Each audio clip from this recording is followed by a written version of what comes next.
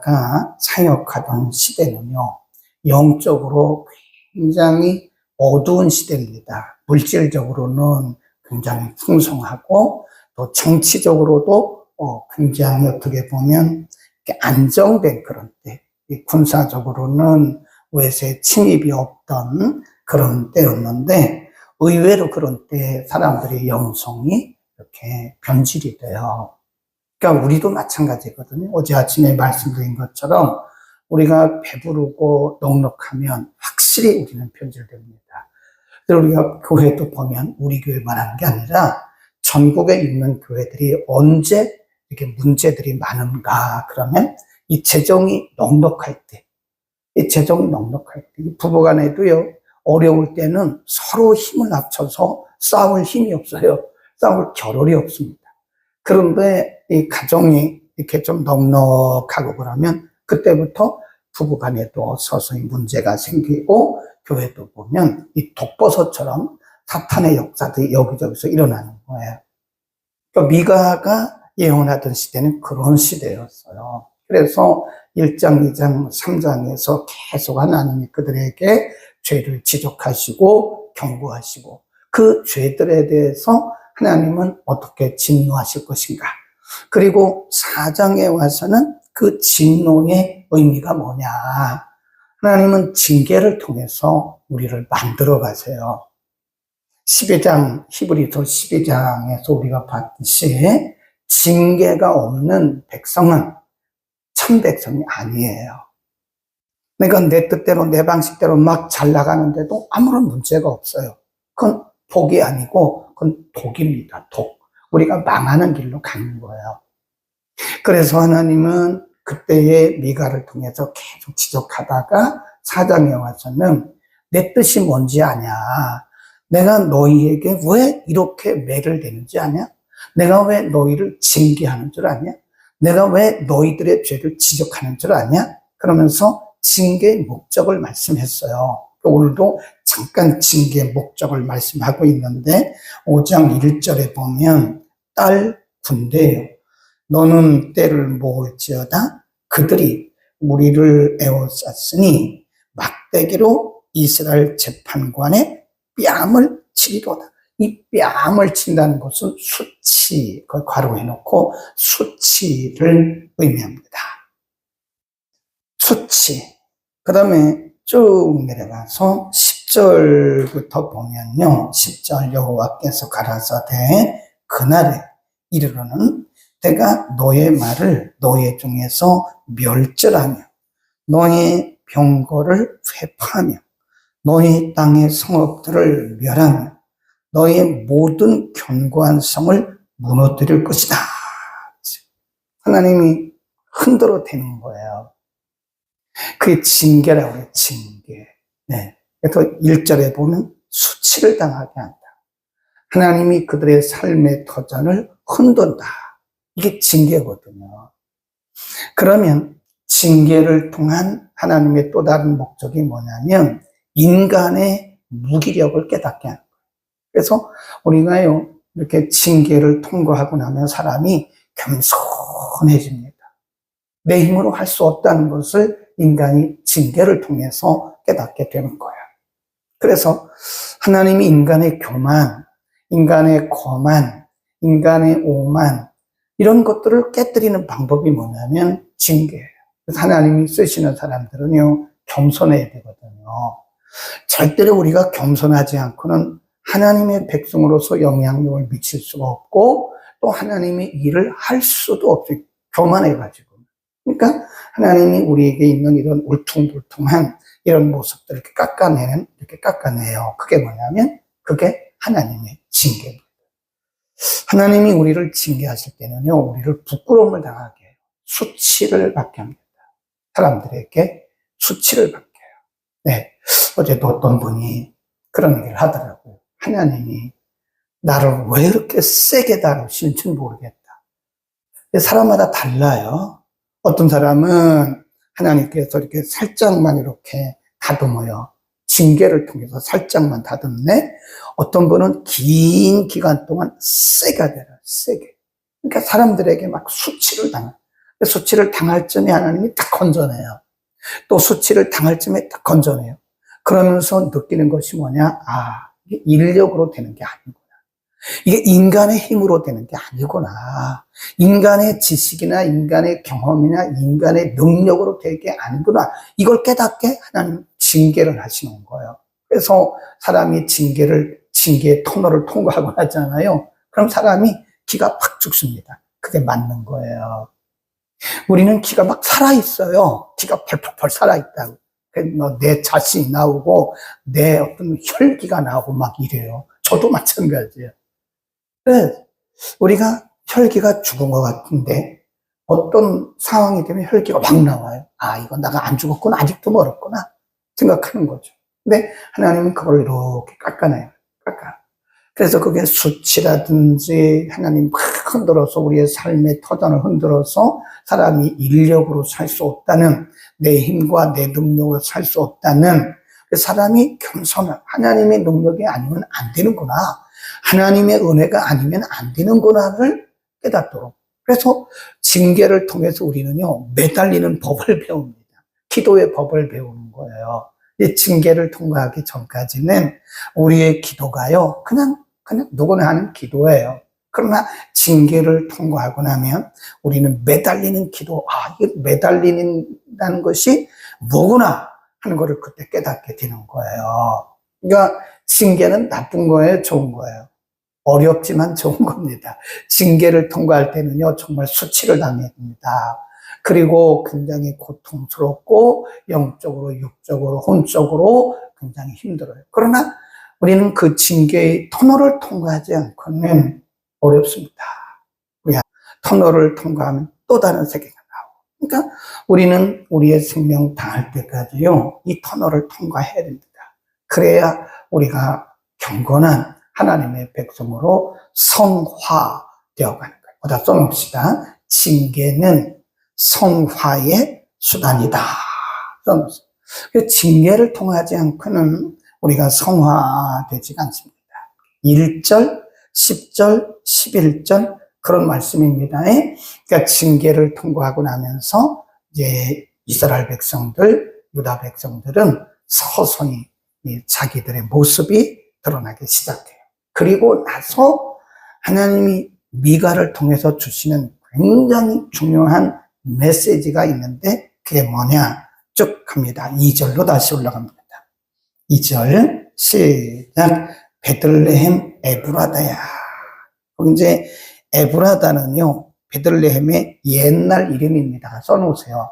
베들레헴 에브라다, 같은 이름, 같은 떡집이란 뜻입니다.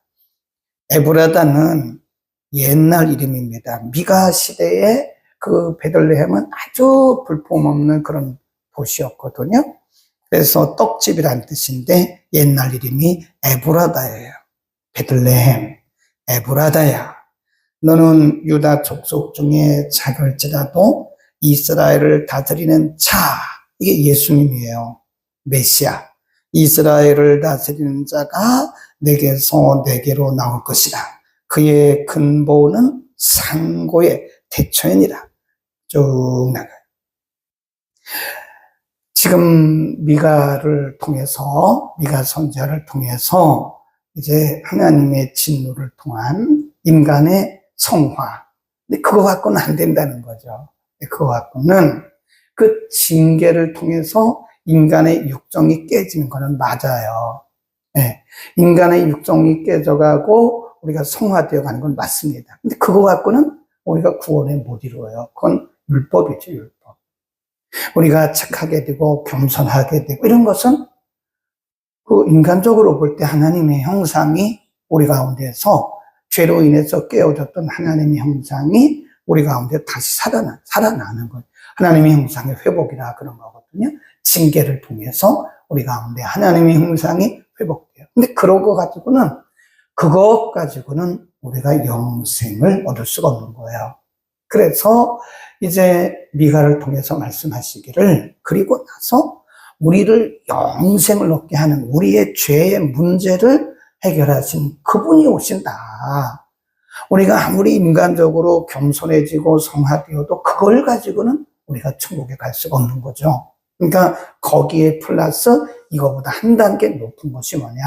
우리의 근본적인 죄를 해결하실 그 메시아가 어디서 오냐? 바로 베들레헴에서 나실 것이다 라고 미가 선지자를 통해서 예언을 한 거예요. 어제 공부한 것은 이사야 시대에 예수님 오시기 전 700년 시대, 700년 전이고요. 미가 시대는 이보다 훨씬 전후일 수 있다. 그래서 예수님께서 메시아가 왜 하필이면 아주 멋진 마을, 아름다운 그리고 훌륭한 가문, 로얄 패밀리에서 나오지. 왜? 이 아주 작은 베들레헴, 여러분 한번 가보셨죠? 베들레헴은 큰 마을이 아니에요. 이 조그만 마을. 근데 아주 평온합니다. 제가 갔을 때는. 다른 마을들은 뭐 복잡한데 이 베들레헴은 시골이에요, 시골. 변두리입니다, 변두리. 그러니까 그곳에서 멋진 마을, 네, 그리고 많은 사람들로부터 존경받고 많은 사람들로부터 또 이 경외함을 받는 그런 혈통, 그런 마을에서 오신 것이 아니라 아주 작은 사람들에게 별것 아닌 것처럼 보이는 그런 아주 시골 마을, 작은 마을에서 예수님이 오신다. 그 말은 예수님의 겸손을 의미하는 거죠. 베들레헴의 말구유, 그것은 예수님의 겸손. 하나님이 이 땅에 인간의 몸을 입고 오시는데 그렇게 확 빼앗겨 온 것이 아니에요. 겸손하게 오신 것이다. 그래서 우리의 죄 문제를 해결하시고 또 우리에게 영생해 주실 그분이 바로 베들레헴에서 오신다. 4절 그가 여호와의 능력과 그 하나님 여호와의 이름의 위엄을 의지하고 서서 그때에 먹여서, 그때 이 말은 그의 백성을 말합니다. 그의 백성들에게 먹여서 그들로 안연히 거하게 할 것이다. 이제 그가 창대하여 땅끝까지 미치리라. 전 세계가 이제 예수 그리스도 메시아를 통해서 구원을 이루게 되고, 그러니까 내 백성에게 내가 먹이며, 그 말은 전 세계 가운데 하나님이 구원받도록 예정된 자들이 있어요. 그 자들을 뭐라 그랬냐? 다시 쭉 내려가면 7절입니다. 7절 읽습니다. 시작. 야곱의 남은 자는 많은 백성 중에 안지리니 그들은 여호와에게로서 내리는 이슬 같고 푸르에 내리는 담비 같아서 사람을 기다리지 아니하고 인생을 기다리지 아니할 것이며, 야곱의 남은 자는 열국 중과 여러 백성 중에 있으리고, 남은 자 나오잖아요. 남은 자. 남은 자 사상을 의미한 이사야서에도 보면 남은 자란 말이 굉장히 많아요. 그게 렘넌트거든요. 그런데 이상한 사람들이 그 말을 오용했다. 그렇게 보시면 됩니다. 그러니까 전 세계적으로 동서양을 막론하고 전 지구촌에 하나님이 구원받도록 영생을 얻도록 예비된 자, 예정된 자들이 있어요. 그래서 예수 그리스도를 통해서 전 세계가 통일되는, 복음으로 통일되는, 복음. 그 예수님께서 너희는 가서 어떤 족속입니다. 그 족속이란 말이에요. 그 원문에 보면 족속이 아니에요. 부족입니다. 부족. 모든 부족에까지 이르러서 너희는 빠짐없이 복음을 전하라. 그리고 또 복음서에 보면 복음이 땅끝까지 증거되면 그제야 끝이 온다. 예수님이 그때 오신다는. 예수님 빨리 오셨으면 좋겠죠? 그러면 빨리 전도해야 됩니다. 모든 부족에까지 복음이 들어가야 돼요. 아직 복음이 들어가지 않은 종족을 미전도 종족이라 그럽니다. 미전도 종족. 그러니까 미전도 종족이 보면 여러분의 가정에도 있어요. 아직도. 우리가 비행기 타고 파푸아 뉴기니아 이런 데 갈 필요도 없다고. 거기는 선교사들이 가면 되는 거고. 우리의 가정에 미전도 종족이 있어요. 여러분의 가정에 아직도 복음을 듣지 못한, 아직도 예수를 영접하지 못한, 아직도 구원받지 못한 우리의 가족, 그분들이 바로 미전도 종족입니다. 그분들에게 복음을 전해야 됩니다. 아멘. 남은 자. 예수님께서 이 땅에 오신 것은 바로 택자, 구원받도록, 영생을 받도록 작정된, 예정된 그분들에게 복음을 전해요. 우리가 이제 복음을 이렇게 막 전하잖아요. 아이, 뭐, 그렇게 한다고 예수 믿냐고? 그런 소리 하지 마세요. 네. 어제도 우리가 가서 막 전도지 돌리셨잖아요. 네? 뭐, 그렇게 가서 뭐, 아기 낳으셨도다, 그렇게 한다고 뭐, 그게 좋냐? 아닙니다. 그렇게 지나가는 소리로요. 우리가 예수 믿으세요? 이렇게 말을 해도 구원받도록 작정된 자는요, 그때 귀에 팍 들어와요, 그게. 예수 믿으세요? 이렇게 말한 거. 그냥 한마디 했는데, 지나가는데 여러분이 그냥 찬양 한마디 했는데, 하나님이 구원받도록 작정된 자는요, 그 말이요, 천둥처럼 들린대요. 천둥처럼. 하나만 하고 마칠게요. 제가 아는 목사님은 저 경상도 성주가 있고 상주가 있어요. 그 성주에서 오랫동안 목회하신 분이, 이분이 화가입니다, 화가. 40대 때 화가예요, 화가. 이제 원래 이름이 윤모모였는데, 이분 일본에 갔어요, 일본에 이제 화가니까, 이제 일본에 가가지고 일본 사람들은 뭐 어떻게 그림 그리는가 공부도 하고 갔는데, 일본 도쿄역 앞을 지나가는데, 기차역을 지나가는데, 어떤 사람이 이렇게 전도지를 버리고 간 거예요, 전도지를. 누군가가 전도했는데, 그냥 버리고 갔겠죠. 근데 이분이 지나가다가 비가 오는 날 그 도쿄역 앞을 이렇게 지나가는데, 이렇게 보니까 전도지가 떨어져 있는 거예요. 근데 그 전도지가 이렇게 크게 보인 거예요. 이거 많은 전도지거든요. 일본어로 된 전도지. 물론 그분은 이제 연세가 많이 드신 분이니까 옛날 분이라 일본어를 하시죠. 근데 이렇게 보니까 이만한 전도지가요, 어마어마하게 크게 본 거예요. 그래서 그때 그분이 그 전도지를 보고 그때 거기서 예수 믿기로 작정하고 한국에 돌아와서 그거 다 그만두고 신학교 가가지고 목사가 됐어요. 그래서 그 이름을 바꿨어요. 원래 본명이 윤모모였는데 윤반석이라고 바꿨어요. 윤반석, 윤베드로. 네. 그런 경우도 있다니까요. 그러니까 이 남은 자들이 요소에, 우리나라도 요소에 있고 전 세계적으로 남은 자들이 구원받도록 작정된 자들, 사도행전 13장에 보면 구원받기로 영생을 주시기로 작정된 자는 다 믿더라 그랬단 말이에요. 바로 그들을 위해서 예수님께서 오셨다.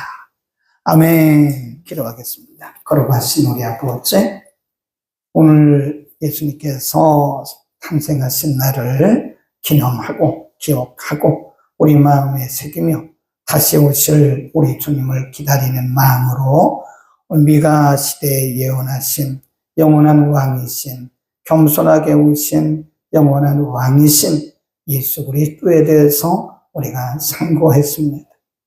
하나님이 우리를 징계하시는 목적도 결과도 우리가 상고했습니다.